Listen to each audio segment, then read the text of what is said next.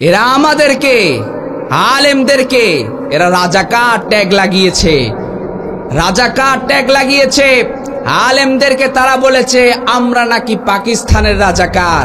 কিন্তু দেশের দুঃসময়ে কোন আলেম পাকিস্তানে গিয়েছিল? কথা বলেন, দেশের দুঃসময়ে কোন আলেম পাকিস্তানে গিয়েছিল? যারা আলেমদেরকে পাকিস্তানি রাজাকার বলেছিল এরা হচ্ছে সত্যিকার অর্থে ভারতীয় রাজাকার, ঠিক কিনা? এজন্য এই দেশের জনগণ তাদেরকে ভারতে নির্বাসিত করেছে। এরা আলেমদেরকে পাকিস্তানের রাজাকার ট্যাগ লাগিয়ে দিয়ে বাংলাদেশের মুফাসসিরদেরকে ফাঁসির কাস্টে ঝুলিয়েছে। বাংলাদেশের মুফাসসিরদেরকে বছরের পর বছর জুলুম, অত্যাচার, নির্যাতনের স্ট্রিম চালিয়েছে, ঠিক কিনা? কোরআনের হক কথাগুলো প্রচার করার কারণে আল্লামা দেলাওয়ার হোসাইন সাঈদী রাহিমাহুল্লাহকে তারা অসুস্থতার কথা বলে ইনজেকশন পুশ করে তারা মেরে ফেলেছে, ঠিক কিনা? আল্লামা দেলাওয়ার হোসাইন সাঈদী রাহিমাহুল্লাহ 50 বছর কোরআনের দাওয়াত দিয়েছেন, আর তারা আমাদের প্রিয় মুফাসসিরকে রাজাকারের ট্যাগ লাগিয়ে আমাদের প্রিয় মুফাসসিরকে তারা শহীদ করে দিয়েছে, তারা মেরে ফেলেছে, ঠিক কিনা?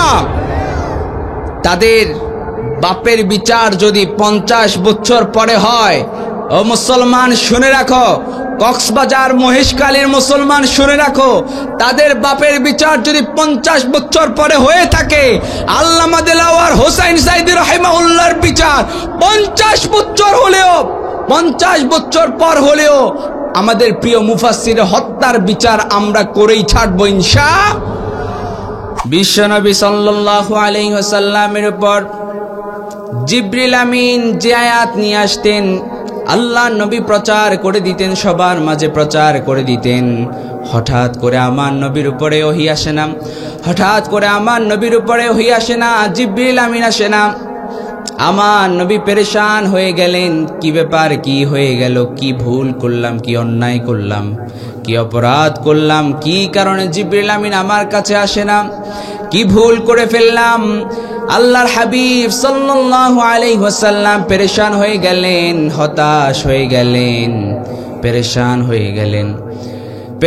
হয়ে গেলেন, কি ভুল করলাম?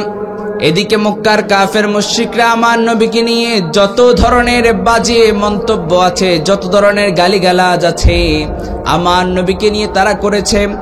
বিশ্বনবীর চাচি উম্মে জামিল বলেই ফেলল, মুহাম্মাদের উপরে এতদিন যেই জিনটা ভর করেছিল সেই জিনটা মুহাম্মাদকে ছেড়ে চলে গেছে। নাউজুবিল্লাহ পড়েন।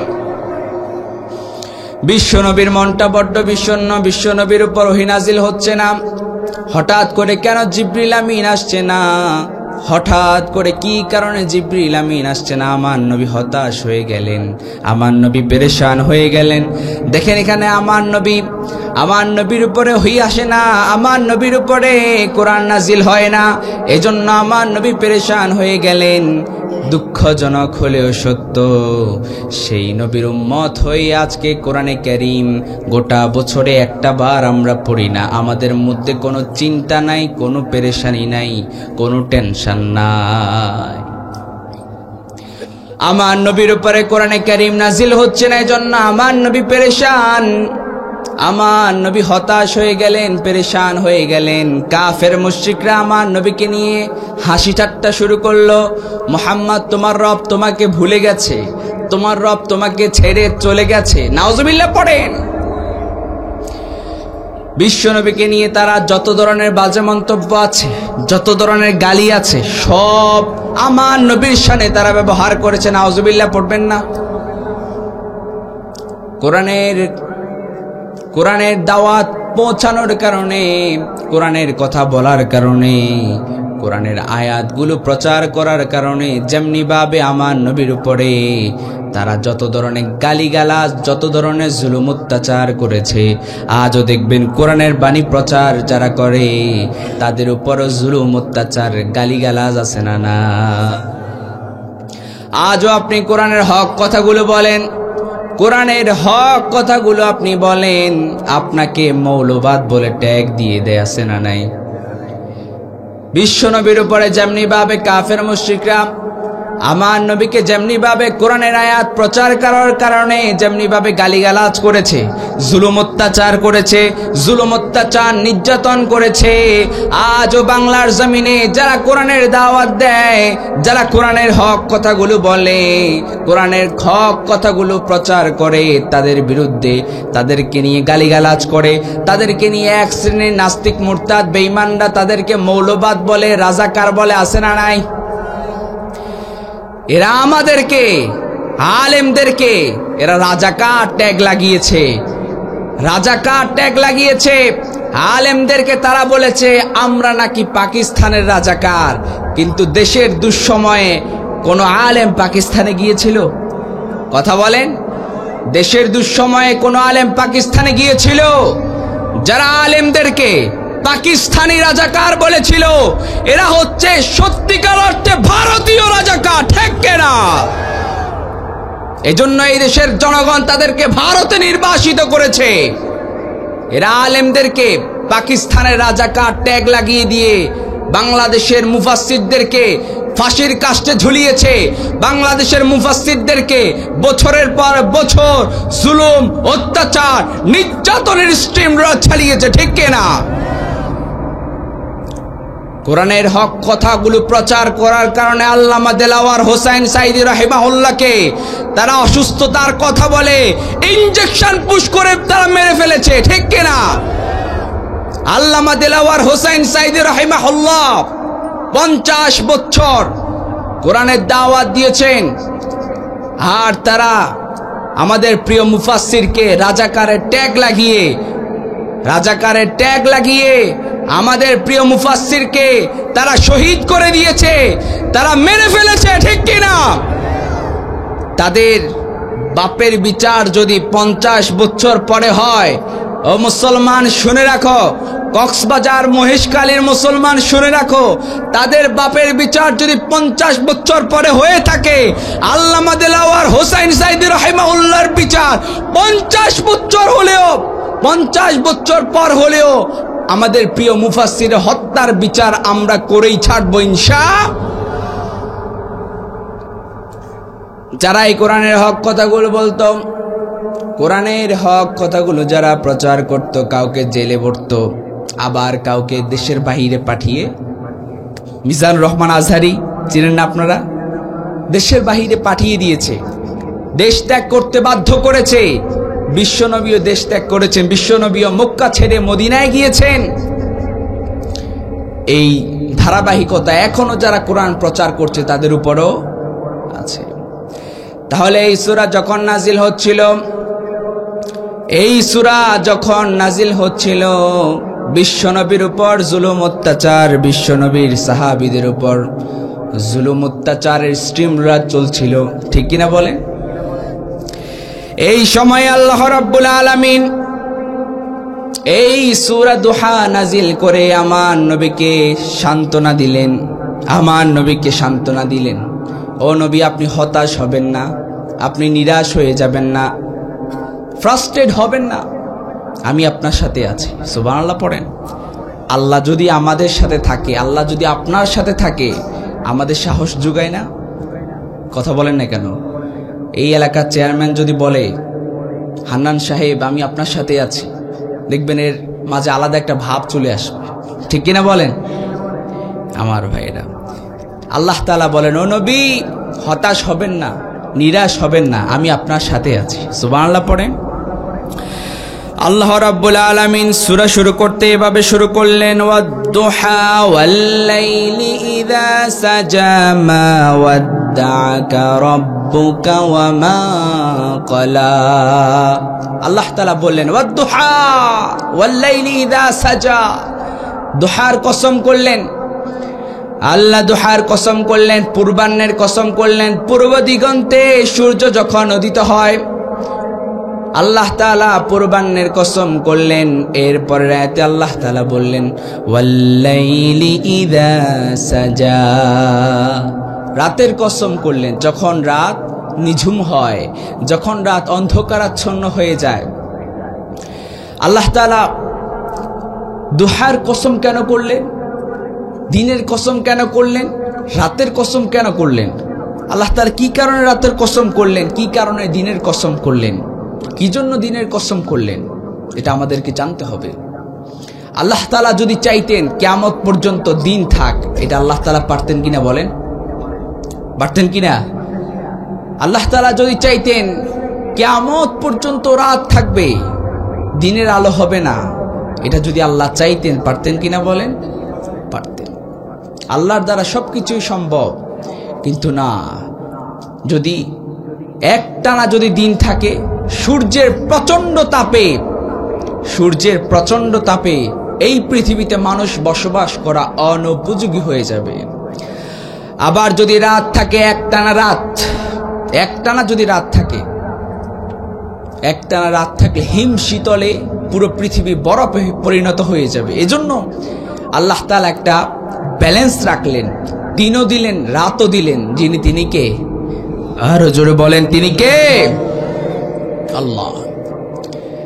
আল্লাহ তাআলা দিন এবং রাত দিয়ে আল্লাহ তাআলা এরপরে আয়াতে আল্লাহ তাআলা কি বলছে দেখেন, মা ওয়াদ্দাআকা রাব্বুকা ওয়া মা ক্বালা। আল্লাহ তাআলা বললেন, ও নবী, আমি আপনার উপর অসন্তুষ্ট হইনি, আমি আপনাকে পরিত্যাগও করিনি। সুবহানাল্লাহ পড়েন। এখানে এই কথা বলার আগে আল্লাহ তাআলা দুহার কসম করলেন, পূর্বাহ্নের কসম করলেন এবং রাতের কসম করলেন। দিনের বেলা কাজকর্ম করার পরে যেমনি ভাবে রাতে আমাদের বিশ্রাম নেওয়া লাগে, কি লাগে না? কথা বলেন, লাগে। আল্লাহ তাআলা নবীকে বুঝাতে চাচ্ছেন, নবী, দিনের বেলা পরিশ্রম করার পরে যেমনি ভাবে বিশ্রামের প্রয়োজন হয়, আপনার উপর যদি একটানা যদি কোরআন নাজিল হয়, আপনি অসুস্থ হয়ে যাবেন। এজন্য আপনাকে একটু সময় দিলাম, আপনাকে একটু রেস্ট করার সময় দিলাম, বিশ্রাম নেওয়ার সময় দিলাম। সুবহানাল্লাহ পড়ে, যাতে করে আপনি এনার্জেটিক হয়ে, আপনি আরো শক্তিশালী হয়ে কোরআনের দাওয়াত দিতে পারেন। এজন্য একটু সময় দিলাম বিশ্রামের জন্য। এই কারণেই আল্লাহ তাআলা দুহার কসম করলেন। আল্লাহ তাআলা কসম করলেন, আমরাও কসম করি। বলেন তো, আল্লাহর কসম আর আমাদের কসম এক? কথা বলেন। আল্লাহ কসম করেন, আমরাও কসম করি। আমরা কসম করি যার নামে, তিনি কে? আরো জোরে বলেন। আমরা আল্লাহর নামে কসম করি। আবার কিছু কিছু মানুষ বাপের নামে কসম করে, স্ত্রীর নামে কসম করে, সন্তানের নামে কসম করে, কাটের নামে কসম করে। কত ধরনের কসম আছে না নাই? মান হালাফা বিগাইরিল্লাহি ফাকাদ কাফার। আল্লাহর নবী বলেন, আল্লাহ ছাড়া অন্য কোন ব্যক্তির নামে কসম করা যাবে। আর যারা অতিমাত্রায় কসম করে, এরা মিথ্যাবাদী হয়। এরা কি হয়? মিথ্যাবাদী হয়।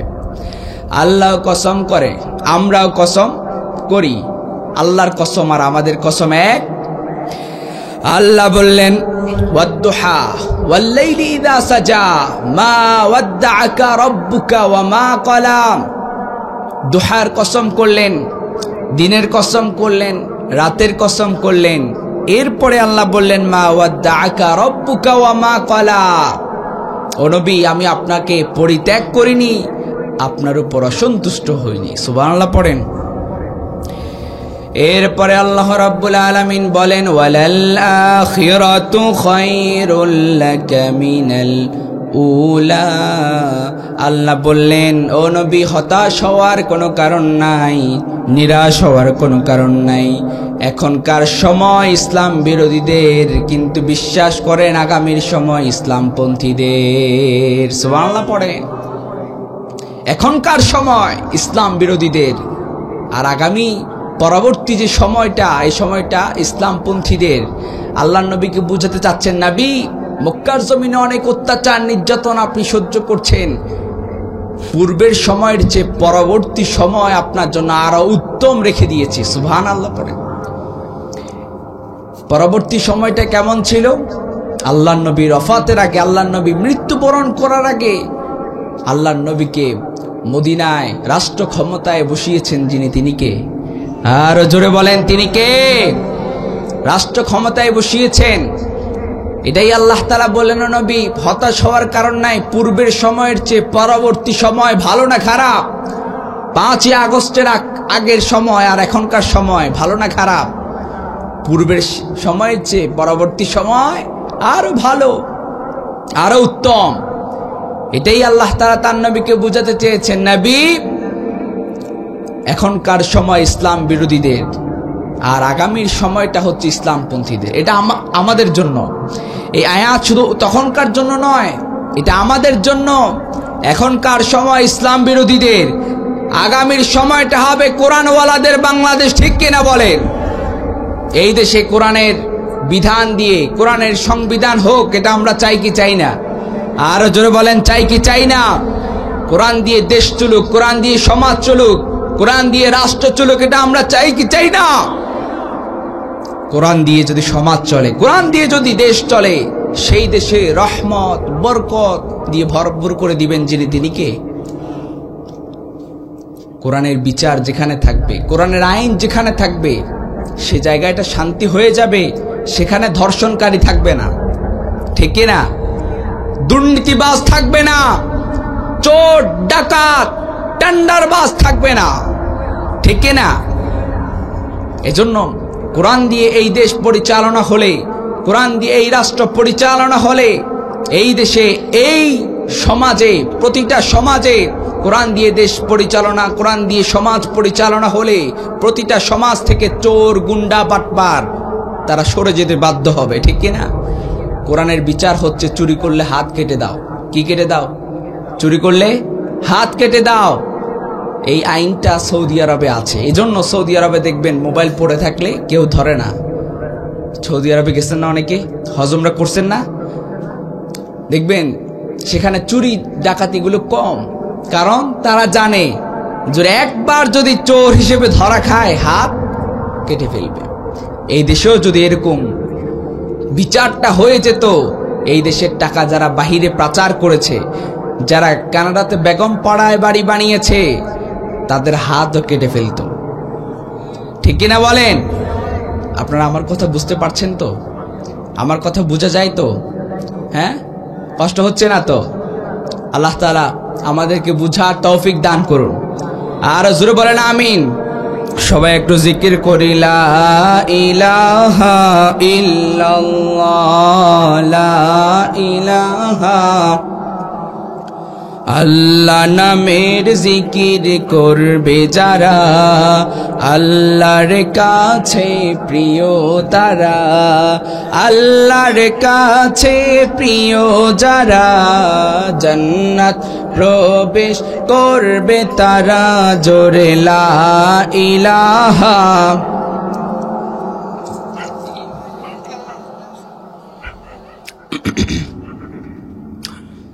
সবাই জোরে জোরে পড়ি, লা ইলাহা। জোরে লা ইলাহা, জোরে লা ইলাহা, জোরে লা ইলাহা। আল্লাহ নামের জিকির করবে যারা, আল্লাহর কাছে প্রিয় তারা, আল্লাহর কাছে প্রিয় যারা, জান্নাত প্রবেশ করবে তারা। জোরে লা ইলাহা।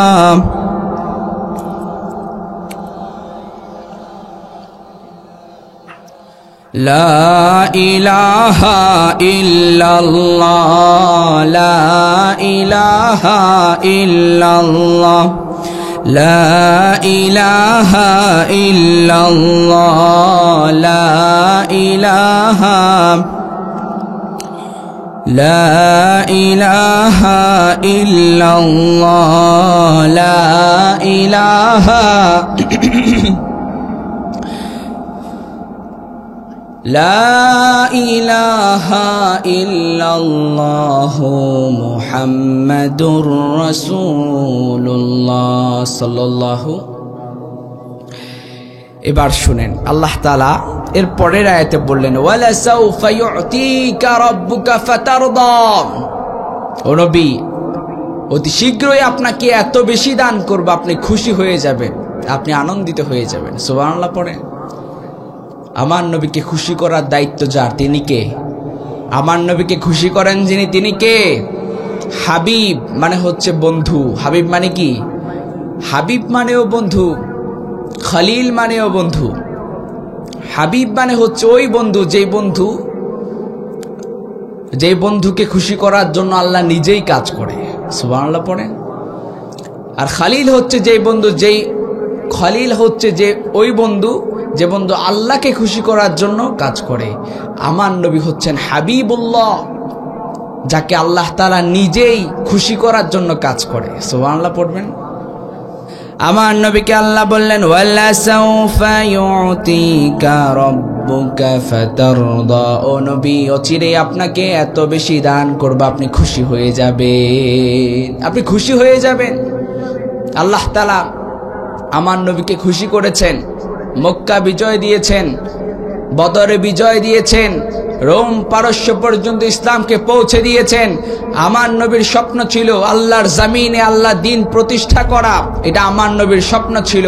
কিয়ামতের আগে পুরো পৃথিবীর আনাচে কানাচে প্রতিটা জায়গায় আল্লাহ তাআলার দ্বীন পৌঁছে যাবে, আল্লাহ তাআলার ইসলাম পৌঁছে যাবে প্রতিটা জায়গায় জায়গায়। এই পৌঁছে দেওয়ার দায়িত্বটা যার, তিনি কে?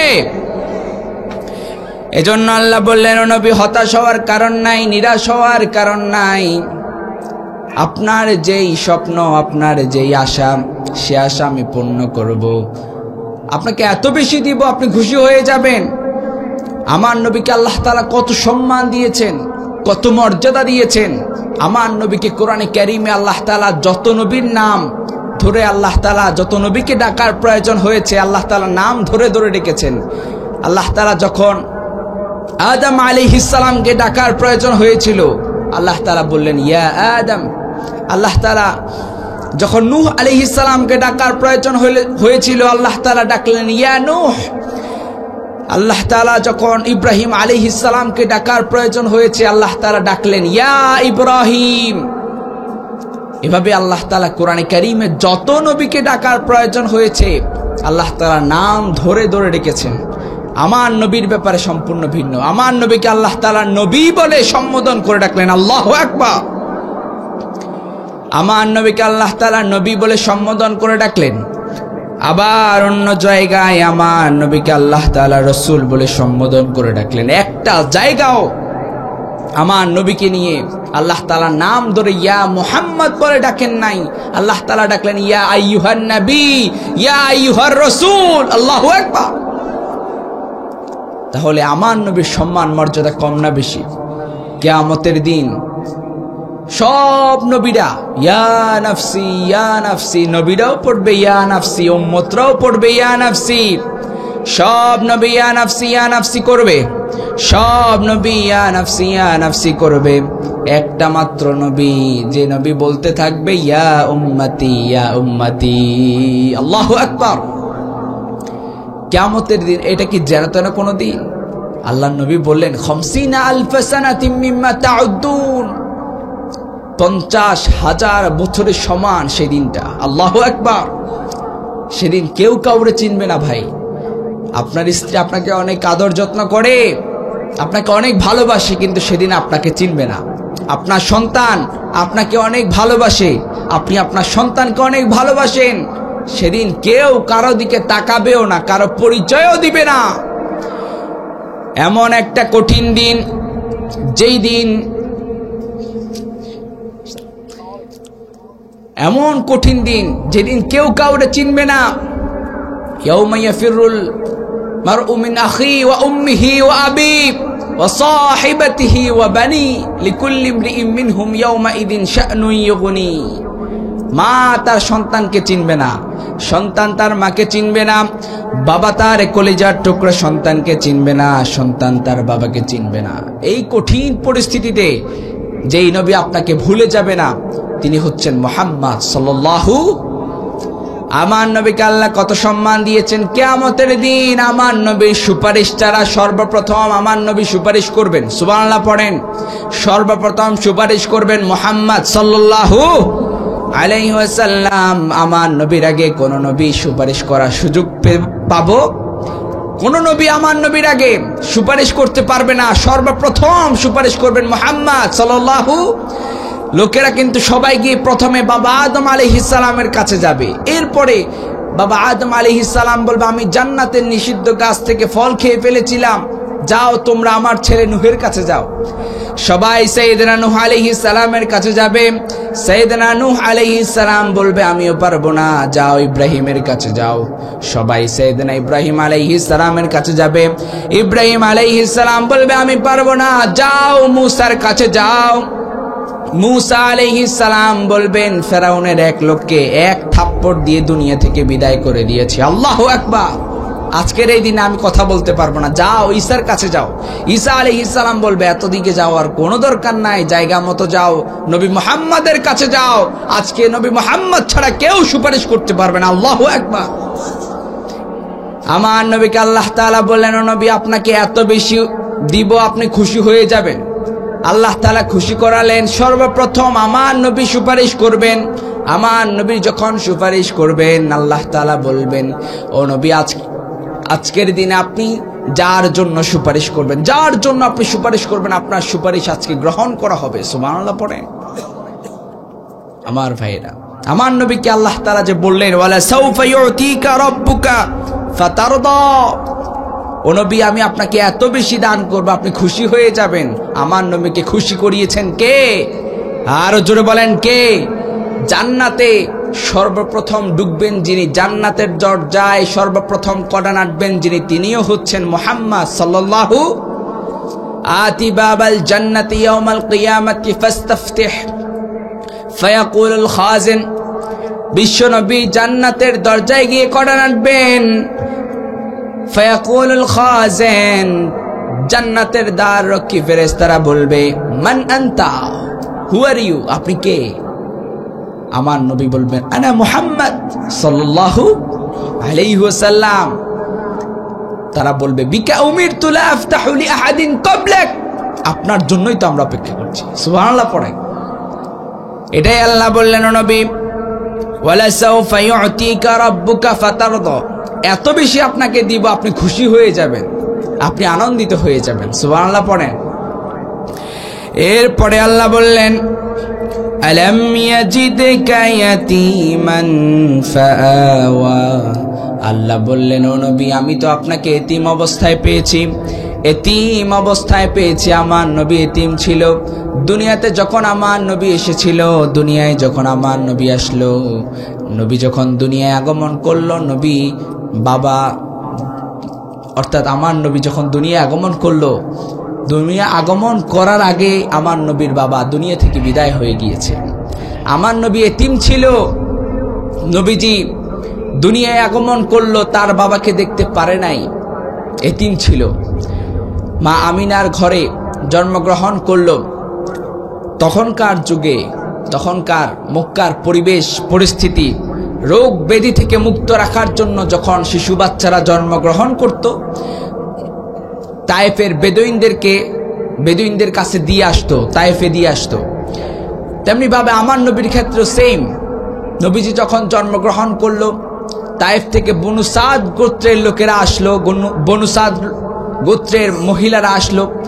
এসে তারা নবজাতক শিশু খুঁজতে শুরু করলো, নবজাতক দুগ্ধ শিশু খুঁজতে শুরু করলো। এরপরে দেরি করে যখন আসলো হালিমাতুস সাদিয়া, নবীজির দুধমা, জানেন তো আপনারা, হালিমাতুস সাদিয়া সৌভাগ্যবতী নারী। তিনি আমার নবীর ঘরে যখন ঢুকলেন, মা আমিনার ঘরে যখন ঢুকলেন, আমার নবীর চেহারা দেখে তিনি সুবহানাল্লাহ বললেন, আল্লাহ কি সুন্দর চেহারা। নবীদের চেহারা সুন্দর হয়। সুবহানাল্লাহ পড়েন। অনেকে বলতে পারেন, ইউসুফ আলাইহিস সালামকে আল্লাহ তাআলা এই দুনিয়ার অর্ধেক সৌন্দর্য দান করেছে, আর মিয়া আমার নবীকে আল্লাহ তাআলা এই দুনিয়ার পুরো সৌন্দর্যই দিয়ে দিয়েছে। সুবহানাল্লাহ। মিশরের নারীরা সাইয়েদনা ইউসুফ আলাইহিস সালামকে দেখে, ইউসুফ আলাইহিস সালামের সৌন্দর্য দেখে মিশরের নারীরা ফল কাটতে যে হাতের আঙ্গুল কেটে ফেলেছে। এই কথা যখন আম্মা জান আয়েশা রাদিয়াল্লাহু তাআলা আনহা শুনতে পেলেন, আম্মা জান আয়েশা রাদিয়াল্লাহু তাআলা আনহা বললেন, ও মিশরের নারীরা, তোমরা নবী ইউসুফের সৌন্দর্য দেখে তোমরা তোমাদের হাতের আঙ্গুল কেটে ফেলেছো। তোমরা যদি আমার নবী মুহাম্মদকে দেখতে পেতা, তোমরা তোমাদের কলিজাটা কেটে টুকরো টুকরো করে দিতা। আল্লাহু আকবার। আমার নবীকে আল্লাহ তাআলা এই দুনিয়ার পুরো সৌন্দর্যই দান করেছেন। তিনি কে? হালিমাতুস সাদিয়া। তিনি যখন ঘরে ঢুকলেন, আমার নবীকে যখন তিনি কোলে নিলেন, তিনি বললেন, আমার নবীকে যখন তিনি কোলে নিলেন, তিনার কাছে মনে হয়েছে আকাশের চাঁদটা তিনি কোলে নিয়ে ফেলেছেন। আল্লাহু আকবার। চাঁদের চেয়ে সুন্দর তুমি নবী আমার সাল্লি আলা। চাঁদের চেয়ে সুন্দর তুমি নবী আমার সাল্লি আলা। সুখে দুঃখে রাসূল তোমার, সুখে দুঃখে রাসূল তোমার প্যারা নবী সাল্লি আলা। চাঁদের চেয়ে সুন্দর তুমি নবী আমার সাল্লি আলা। আল্লাহু আকবার। হালিমাতুস সাদিয়া আমার নবীকে নিয়ে তায়েফের ময়দানে চলে গেলেন, তায়েফে চলে গেলেন। বিশ্বনবী বড় হয়ে গেল। 6 বছর বয়সে বিশ্বনবী তার মাকে হারিয়েছে। আগে ছিল বাপের এতিম, এখন হলো মায়ের এতিম। আমার নবী এতিম ছিল। আমার নবী কি ছিল? 8 বছর বয়সে তার দাদাকে হারিয়েছেন। আল্লাহ তাআলা এটাই বললেন, নবী আপনি তো এতিম ছিলেন, আপনি তো এতিম ছিলেন, এতিমদের ব্যাপারে আপনি কঠোর হবেন না, এতিমদের ব্যাপারে আপনি কঠোর হবেন না। আল্লাহ তাআলা তার হাবিবকে বললেন, ও নবী আপনি তো নিজেই এতিম ছিলেন, আপনি এতিমদের ব্যাপারে কঠোর হবেন না, এতিমদেরকে ধমক দিবেন না। এতিমদেরকে ধমক দেওয়া যাবে?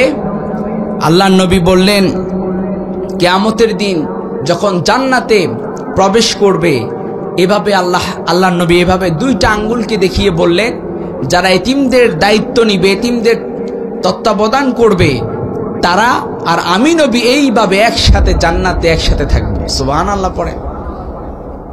তাহলে এতিমদের সাথে খারাপ আচরণ করা যাবে? এই কথা বলেন, যাবে? যাবে না। এতিমদের সাথে সুন্দর আচরণ করতে হবে।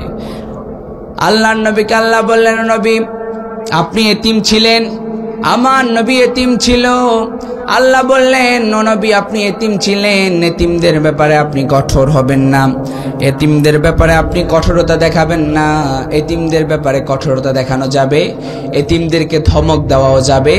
আপনার কাছে টাকা নাই, আপনি বলুন ভাই আমার কাছে টাকা নাই, এটা আপনি বলেন, কিন্তু ধমক দেয়, আছে না নাই? কথা বলেন, এটা করা যাবে? কয়টা বাজে? আমার ভাইয়েরা, কষ্ট হচ্ছে আপনাদের? আরো কতক্ষণ চলবে? চলবে? সবাই তো বললেন না চলবে। আর একটু অল্প কয়েক মিনিট শেষ করে দিব। না, আমাকে যেতে হবে তো। রাস্তায় কি অবস্থা, একদিনে সব বলে ফেললে অন্যদিন আমি কি বলবো? একদিন আসছে, আপনারা কে আর নিয়ে আসবেন না নাকি? তো এই জন্য একদিনে তো সব বলা যাবে না। আমার ভাইয়েরা, রাত গভীর হয়ে গেছে, রাতের বেলা ঘুমাতে হবে, ফজর কাজা করা যাবে, এই জন্য বেশি রাত আলোচনা এটা আমি পছন্দ করি না। 1 ঘন্টা, মানুষ 1 ঘন্টা শুনলে এনাফ, যথেষ্ট। আমল করতে হবে বেশি, শুনতে হবে কম। যাই শুনেন সেটা আমল করতে হবে। বেশি শুনলেন, আপনি বেশি খাইলেন, খাওয়ার পরে আপনার বদহজম হবে, ঠিক কিনা বলেন? তো এই জন্য শুনতে হবে কম, আমল করতে হবে বেশি। এরপরে আল্লাহ রাব্বুল আলামিন বলেন, ওয়াজাদাকা দাল্লান ফাহাদা। আল্লাহ তাআলা বলেন, ওয়াজাদাকা দাল্লান ফাহাদা। আল্লাহ নবী সাল্লাল্লাহু আলাইহি ওয়াসাল্লামকে আল্লাহ তাআলা বলেন, ও নবী আপনি যখন মক্কায় জন্মগ্রহণ করলেন, তখন যেই মক্কার যে অবস্থা, বর্বরতার একটা যুগ ছিল, জাহিলি সমাজ ছিল। আপনাকে পথের দিশা দিয়েছি, পথ দেখিয়েছি। আমার নবীকে পথ দেখিয়েছেন কে? কথা বলেন। এখানে ওয়াজাদাকা দাল্লান ফাহাদা, এই আয়াতের ব্যাখ্যা অনেকে ভুল করে, যে নবী আপনি তো গোমরা ছিলেন। নাউজুবিল্লাহ পড়েন, নাউজুবিল্লাহ পড়েন। আমার নবী পতহারা ছিল। পতহারা বলতে যে সমাজটা ছিল জাহিলি সমাজ ছিল, বর্বরতার সমাজ ছিল। ওই সমাজে আপনাকে আমি সেভ করে রেখেছি। একটা দিনের জন্য আমার নবী কোনো মূর্তি পূজা করে নাই। এই যে আল্লাহ তাআলা হেফাজত করলেন, যেই যুগে ইসলাম ছিল না, বর্বরতার একটা যুগ ছিল, এই বর্বরতার যুগে আমার নবীকে হেফাজত করেছেন কে? এটাই আল্লাহ বললেন, নবী, ও নবী, আমি তো আপনাকে পথ দেখিয়েছি, পথের দিশা দিয়েছি। সুবহানাল্লাহ পড়বেন না? এরপরে আল্লাহ বললেন, ওয়াজাদা কাইলান ফাগনা। ও নবী, আপনি তো নিঃস্ব ছিলেন, আপনার কিছুই ছিল না, কিছুই ছিল না, আপনি নিঃস্ব ছিলেন। এরপর আপনাকে আমি সমৃদ্ধি দিয়েছি। আমার নবীকে সমৃদ্ধি দান করলেন কে? আরো জোরে বলেন কে? বিশ্ব নবীর কিছুই ছিল না। খাদিজাতুল কুবরা তাহেরা, আমার নবীর আমানতদারিতা দেখে খাদিজাতুল কুবরা তাহেরা আমার নবীকে তার ব্যবসায়িক কাজে স্টাফ হিসেবে নিয়োগ দিয়েছে। এরপরে যখন আমার নবী যখন ব্যবসায়িক কাজে তার স্টাফ হিসেবে যোগদান করলো, খাদিজাতুল কুবরা তাহেরা ওনার ব্যবসায় বরকতের ফল্লু দ্বারা নাজিল হলো। আল্লাহু আকবার। এটা দেখে আমার নবীকে খাদিজাতুল কুবরা তাহেরা আমার নবীকে সরাসরি নিজেই বিয়ের প্রস্তাব দিয়েছেন। সুবহানাল্লাহ পড়েন। এরপরে আল্লাহ তাআলা এভাবেই আমার নবীকে সমৃদ্ধি দিয়েছেন। এটাই আল্লাহ বললেন, ওয়াজাদাকা আইলান ফাগনা। ও নবী, আপনি তো নিঃস্ব ছিলেন, আপনার তো কিছুই ছিল না, আপনাকে আমি সমৃদ্ধি দিয়েছি। আমার নবীকে সমৃদ্ধি দান করলেন যিনি, তিনি কে? আরো জোরে বলেন, তিনি কে? এরপরে আল্লাহ আবার বললেন, ফাআম্মাল ইয়াতীমা ফালা তাকহার। ও নবী, এতিমদের সাথে কঠোর আচরণ করবেন না, এতিমদের সাথে কঠোর বিহেভ করবেন না, কঠোর আচরণ করবেন না। এতিমদের সাথে কঠোর আচরণ করা যাবে না। আল্লাহ তাআলা কোরআনে কারীমে আল্লাহ তাআলা বললেন, আরাআইতাল্লাযী ইউকাযযিবু বিদ্দীন ফাযালিকাল্লাযী ইয়াদউল ইয়াতীম। যারা আখিরাত দিবসকে, পরকালকে যারা বিশ্বাস করে না, তারাই একমাত্র এতিমদেরকে কঠোরভাবে তাড়িয়ে দেয়। এই কথাটা মোল্লার না আল্লাহর? আরো জোরে বলেন, কার? আল্লাহর। এটাই আল্লাহ বুঝাতে চাচ্ছেন, নবী, এতিমদেরকে কঠোরভাবে তাড়িয়ে দিবেন না, এতিমদের সাথে বাজে বিহেভ করবেন না। এরপরে আল্লাহ রাব্বুল আলামিন বলেন, ওয়া আম্মাস সাইলা ফালা তানহার। আল্লাহ তাআলা বললেন, ওয়া আম্মাস সাইলা ফালা তানহার। ভিক্ষুকদেরকে ধমক দিও না। নবীকে নিষেধ করছেন কে? কে নিষেধ করছেন? আল্লাহ নিষেধ করছেন, ও নবী, ভিক্ষুকদেরকে ধমক দিও না, এতিমদেরকে ধমক দিও না। ভিক্ষুকদেরকে ধমক দিতে নিষেধ করেছেন কে? আমার নবীকে আল্লাহ তাআলা শিক্ষা দিলেন। এই শিক্ষার মাধ্যমে আমাদের শিক্ষা আছে না নাই? আর জোরে বলেন, আছে না নাই? ভিক্ষুকদের সাথে খারাপ আচরণ করা যাবে না। যারা খারাপ আচরণ করে, আল্লাহ বললেন, তারা পরকাল বিশ্বাস করে না, তারা আখিরাত বিশ্বাস করে না। এজন্যই তারা এতিমদের সাথে, ভিক্ষুকদের সাথে খারাপ আচরণ করে। ঠিক কিনা বলেন? আর জোরে বলেন, ঠিক কিনা? অভাবীদেরকে যদি আপনি টাকা পয়সা না দেন, কি হয়? একটা ঘটনা বলে আমি শেষ করে দিব, শুনবেন ঘটনাটা? ঘটনাটা বুখারী এবং মুসলিমে এসেছে। আল্লাহর নবী বনি ইসরাইলের 3 ব্যক্তির একটা কাহিনী আল্লাহর নবী বললেন। কয় ব্যক্তির কাহিনী? 3 ব্যক্তির কাহিনী। 1 নাম্বার যে ব্যক্তি, ওই ব্যক্তির কুষ্ঠরোগী। কি রোগী? কুষ্ঠরোগী। ফেরেশতা এসে বলল, আপনার কাছে কি পছন্দ? ওই কুষ্ঠরোগী বলল যে আমার কাছে পছন্দ ওইটা, যে আমার কুষ্ঠরোগটা আল্লাহ ভালো করে দিবে। আল্লাহ যদি আমাকে কুষ্ঠরোগটা ভালো করে দেয়, এটাই আমার জন্য কল্যাণকর হবে। ফেরেশতা হাত বুলিয়ে দিলেন, ওই কুষ্ঠরোগ আল্লাহ ভালো করে দিল। সুবহানাল্লাহ পড়েন। এরপরে জিজ্ঞেস করলো যে তোমার আর কি চাই, কি হলে তুমি খুশি হবা? তখন ওই লোক বলল যে আল্লাহ যদি আমাকে ধন সম্পদ দেয়, আমার যদি একটু টাকা পয়সা হয়, এটাই হলো আমি খুশি হয়ে যাব। ফেরেশতা তাকে উটনি দিল, গর্ভবতী উটনি।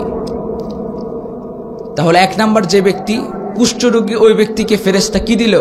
গর্ভবতী উটনি। দ্বিতীয় ব্যক্তি হচ্ছে মাথায় টাক, মাথায় কি টাক। তাকে জিজ্ঞেস করলো তোমার কি চাই, তুমি কি হলে তোমার সবচেয়ে বেশি পছন্দ হবে? বলল যে যার চুল নাই, যার মাথা টাক, তার কাছে কি পছন্দ হয়? যে আমার যদি চুল থাকতো আমার কাছে ভালো লাগতো, মানুষ আমাকে টাকলা বলে। কি বলে? তো এরপরে তাকে তার মাথায় যখন হাত বুলিয়ে দিল, মাথায় চুল গজে উঠল। আবার জিজ্ঞেস করলো তোমার আর কি চাই, কি লাগবে তোমার? বলল যে আমার যদি একটু ধন সম্পদ হতো তাহলে আমি খুশি হয়ে যেতাম। তখন ওই ব্যক্তিকে গর্ভবতী গাভী উপহার দেওয়া হলো। এরপরে তৃতীয় ব্যক্তি ছিল অন্ধ। কি ছিল? অন্ধ। ওই অন্ধ ব্যক্তিকে বলল তোমার কি চাই? বলল যে আমার যেটা চাওয়া সেটা হচ্ছে এই সুন্দর পৃথিবী, এই পৃথিবীর সৌন্দর্য আমি দেখার জন্য আমার চোখ চাই, যেন আমি দেখতে পারি এই পৃথিবী সুন্দর না? দুনিয়া সুন্দর, মানুষ সুন্দর, আসমান সুন্দর, জমিন সুন্দর, সুন্দরে সুন্দরে পাল্লা, জানি না কত সুন্দর তুমি আল্লাহ, জানি না কত সুন্দর তুমি আল্লাহ। সে বলল এই দুনিয়ার সৌন্দর্য দেখতে চাই। ফেরেশতা হাত বুলিয়ে দিল, ওই লোকটা চক্ষুষ্মান হয়ে গেল। সুবহানাল্লাহ পড়ে।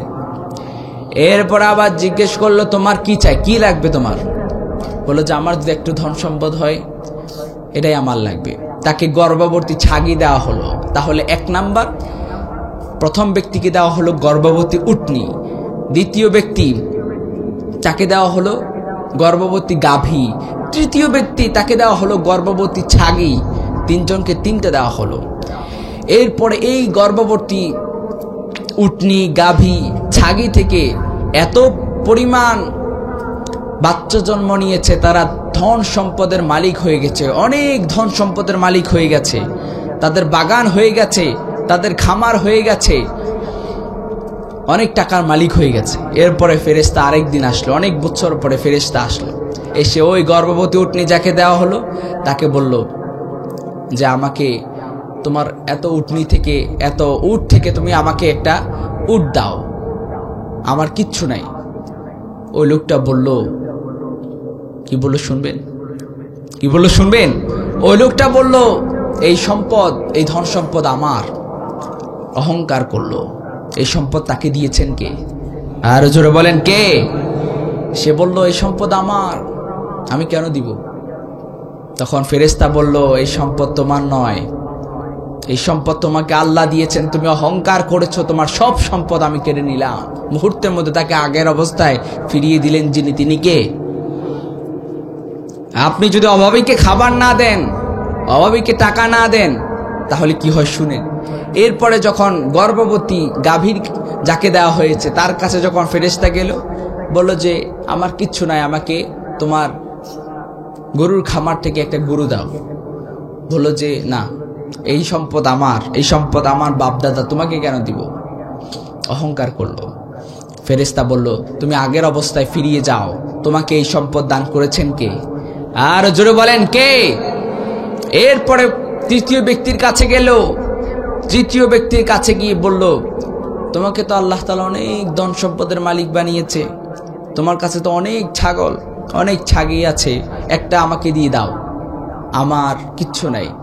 তখন ওই গর্ভবতী ছাগি যাকে দেওয়া হলো, ওই অন্ধ লোকটা তিনি বলল যাও নিয়ে যাও, তোমার কয়টা লাগবে? আমার তো অনেক আছে, আল্লাহ আমাকে অনেক দিয়েছে, অনেক আছে, আমাকে আল্লাহ তাআলা অনেক দিয়েছে, যাও তোমার কয়টা লাগবে তুমি সব নিয়ে যাও।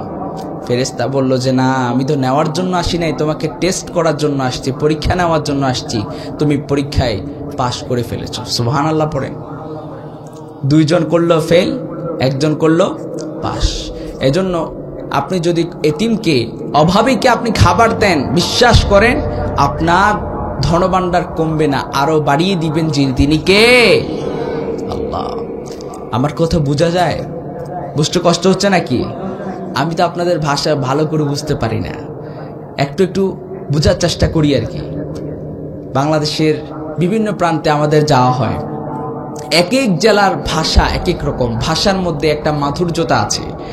বাংলাদেশের বিভিন্ন জায়গায় আমরা প্রোগ্রাম করি।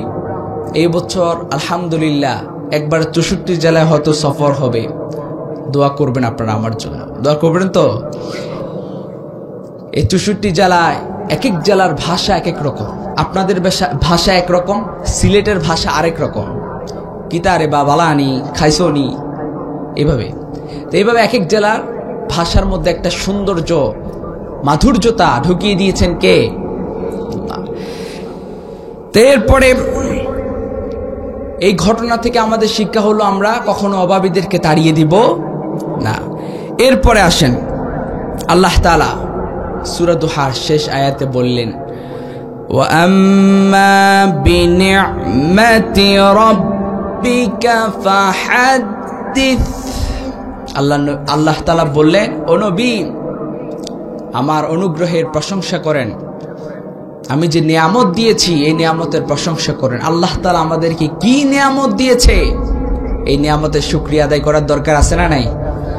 কিয়ামত পর্যন্ত যদি আমরা শুকরিয়া আদায় করি, শুকরিয়া আদায় করে শেষ করা যাবে? কথা বলেন, যাবে? যাবে না। আল্লাহর নিয়ামত, আল্লাহ তাআলা আপনাকে দুটো চর্মচক্ষু দিয়েছে। পৃথিবীর কোনো বিজ্ঞানী নাই আপনাকে দুটো চর্মচক্ষু কোটি টাকার বিনিময়ে দিবে, পারবে নাকি?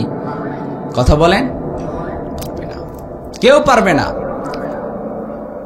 কিয়ামতের দিন এমন একজন আবেদকে আল্লাহ তাআলা ডেকে বলবেন, যাও আমার দয়ায় তুমি জান্নাতে যাও। ওই লোকটা বলবে, আমি জীবনে অনেক নেক আমল করেছি, ফেরেশতা আমার পাপের খাতা উল্টাতেও পারে নাই, আমার পাপের খাতা ফেরেশতা উল্টাতে পারে নাই, আমি গুনাহ করি নাই, আজকে আমি আমার আমল নামা দিয়ে জান্নাতে যেতে চাই। আল্লাহ বললেন, তাই তোমার আমল নামা দিয়ে জান্নাতে যেতে চাও? আল্লাহ তাআলা এই যে নিয়ামত দিয়েছেন, আমাদের শরীরের প্রতিটা অঙ্গ প্রত্যঙ্গ আল্লাহ তাআলার দেয়া নিয়ামত, এতদিকে তাকাবার দরকার নাই। দুটো চর্মচক্ষুরও দরকার নাই, একটা চর্মচক্ষু মিজানের এক পাল্লায় রাখো, আরেক পাল্লায় তার জীবনের সমস্ত আমলকে এক পাল্লায় রাখো। ফেরেশতা যখন রাখলো, মুহূর্তের মধ্যে যেই পাল্লায় আল্লাহ তাআলা নিয়ামত দিয়েছেন চক্ষু নামক নিয়ামতের পাল্লাটা ভারী হয়ে গেছে। সুবহানাল্লাহ পড়েন। এবার আল্লাহ বললেন, যাও তুমি এবার জাহান্নামে যাও। বান্দা বলল, না ওগো আল্লাহ আমার ভুল হয়েছে, আমাকে ক্ষমা করে দেন, আজকের এই দিনে আমি আপনার দয়া ছাড়া জান্নাতে যেতে পারবো না। আর কিছু যে চাই না আমি, চাই গো নাজাত, আল্লাহ তোমার কাছে আমার এই মুনাজাত, আল্লাহ তোমার কাছে আমাদের এই ফরিয়াদ। পড়েন আমিন। আমরা জান্নাতে যেতে চাই কি চাই না? আর জোরে বলেন, চাই কি চাই না? জান্নাতে যেতে হলে বেশি বেশি আমল করার দরকার আছে না নাই? আর জোরে বলেন, আছে না নাই? এজন্য আমরা যেন কেউ নামাজ কাজা না করি, নামাজ যেন আমরা কাজা না করি, নামাজ যেন আমরা মিস না করি। ওয়াজ মাহফিল শুনছেন, কিন্তু এটার উপর প্র্যাকটিক্যাল লাইফে আমল না করলে এই শোনা কোনো কাজে আসবে না। আল্লাহ তাআলা, আপনি যদি আল্লাহ তাআলার প্রশংসা করেন, নিয়ামতের শুকরিয়া আদায় করেন, আপনার সম্পদ, আপনার নিয়ামত আল্লাহ তাআলা আরো বাড়িয়ে দিবেন। সে কথাই আল্লাহ রাব্বুল আলামিন কোরআনে কারিমে বললেন, লাইন শাকারতুম লাযীদান্নাকুম ওয়া লাইন কাফারতুম ইন্না আযাবি লাশাদীদ। তোমরা যদি শুকরিয়া আদায় করো, নিয়ামতের শুকরিয়া আদায় যদি করো, তোমাদের নিয়ামত আরো বাড়িয়ে দিবেন কে?